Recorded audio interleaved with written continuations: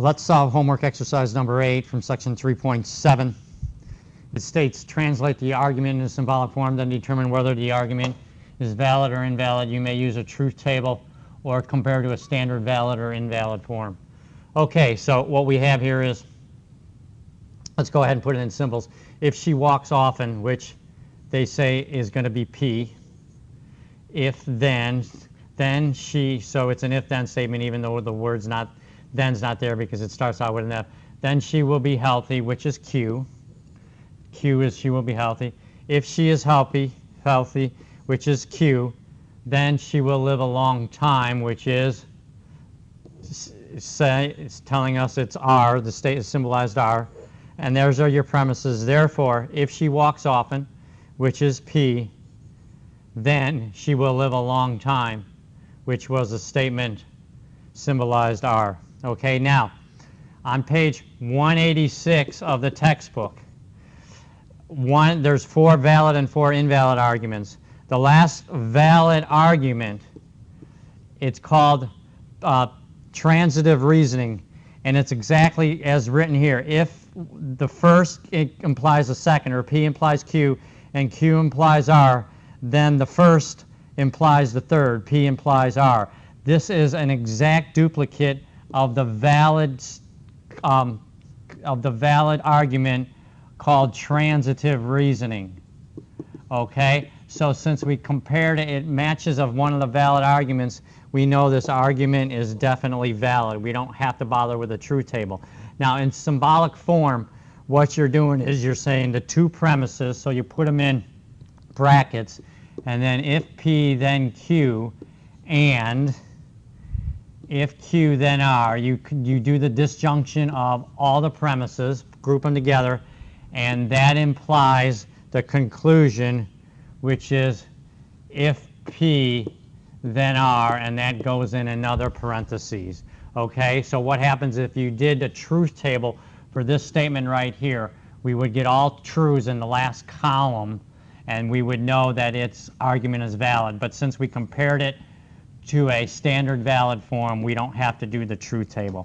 But we still have to put in the argument, or we have to still put in the symbolic form for the argument. Okay, so if we put in our answer, the argument is valid, and it's, again, a bracket, and then in parentheses, the first statement is if P, right arrow, let's put a small p, it probably doesn't matter, right arrow, Q, then you conjunct with the second premise, which is Q, if Q, or Q right arrow, R, that's the second premise. All right, then put your bracket, then does that imply, so another right arrow, and then the conclusion was P, if P, right arrow, then R. That's the form of the argument. All right, very good. All right, let's look at question number 9. Draw a valid conclusion from the given premises. So what we're going to do is we're going to use one of the valid arguments to draw a conclusion, right? Because we want to draw a valid conclusion, so we need the valid argument. So if a painter mixes red and blue, we'll say that's P. Then he will make purple, which is Q. Picasso doesn't make purple. So Q is he makes purple, so Picasso doesn't make purple would be not Q. Therefore, okay, well, one of the valid arguments is the contrapositive reasoning. If you're given if P then Q, you're given a negation of the then part, then you can always conclude the negation of the if part. You can conclude the negation of P. So right here we're matching the 2 premises, so we can conclude the negation of P. And notice P was painter mixes red and blue, so the negation of P is the painter is not mixing red and blue, right? Negation has a not in there, or isn't mixing red and blue. So that would definitely be the correct answer. Again, it's Picasso, right?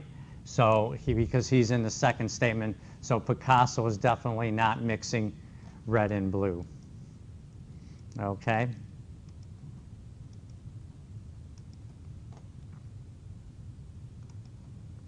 Okay, homework exercise number 10, again, draw a valid conclusion.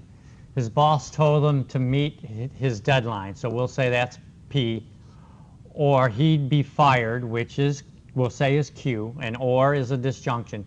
He didn't meet the deadline, so it's negation of P, right? P was he met the deadline, he didn't meet it as negation of P. Therefore, again, from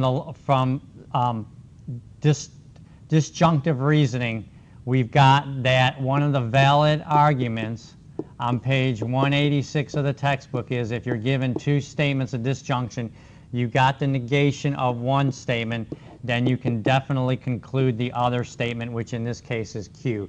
So we've got the exact form of that valid argument on page 186, so we can definitely conclude Q, which Q is he will be fired. So he was fired is definitely the correct answer, okay? He didn't meet his deadline, and so we know he didn't have, P wasn't true, so then Q must be true, which is he will be fired, or in this case, he was fired, the correct tense.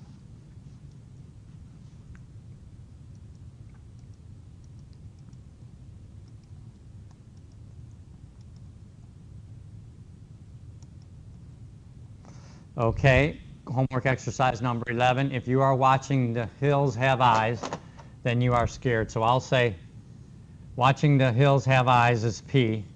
Then you are scared, I'll say is Q. You are not scared, so you got the negation of this statement, which you said is Q. So we got not Q. Therefore, okay, again, from on page 186 of the textbook, one of the forms of valid argument is the law of contraposition. That is, if you've got if P then Q, and you got the negation of the then part, then you can definitely conclude the negation of P. So we fit this, our premises fit that form, so we got the negation of P, and remember P was you are watching Hills Have Eyes, so the negation of P's is you are not watching Hills Have Eyes. Okay, so C would definitely be the correct conclusion that you could draw to make this argument valid.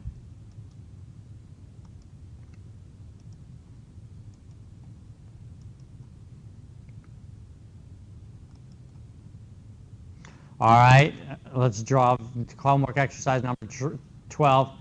If the magician is good, so I'll say that's P, then the audience is fooled, so we'll say that's Q. The audience is fooled, so that's Q again. Then they will be entertained, so we have a new statement, so we'll have a new letter R. Therefore, okay, if P then Q, and then if Q then R, if again on page 186, one of the valid arguments is the law of the transitive reasoning, okay, which states that if you've got if P implies Q and Q implies R, then you can definitely conclude P implies R. The first implies the third. Okay, so we have these two premises exactly as we do in the valid argument. So P implies R, so P was what? If the magician is good, then R is the audience will be entertained. If the magician is good, then the audience will be entertained as R. So there's our conclusion from the valid argument. So that would be the correct conclusion we could make, and that would make it a valid argument.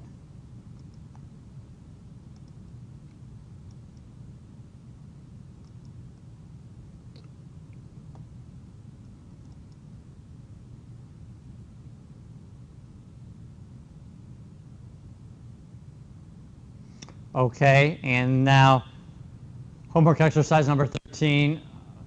Let's go ahead and do this one. We have, actually, let's go ahead and stop here. I think we're running out of time. So we'll stop this lesson at homework exercise number 12. This is your math teacher, Dr. Swears. I hope you found this video helpful. If you still need more help, send me an email using the inbox through the Canvas course. All right, and I'll respond, and hopefully I'll give you just tell me what you need help on, and I'll go ahead and respond with helpful advice. All right, I hope you found these videos helpful. Thank you again.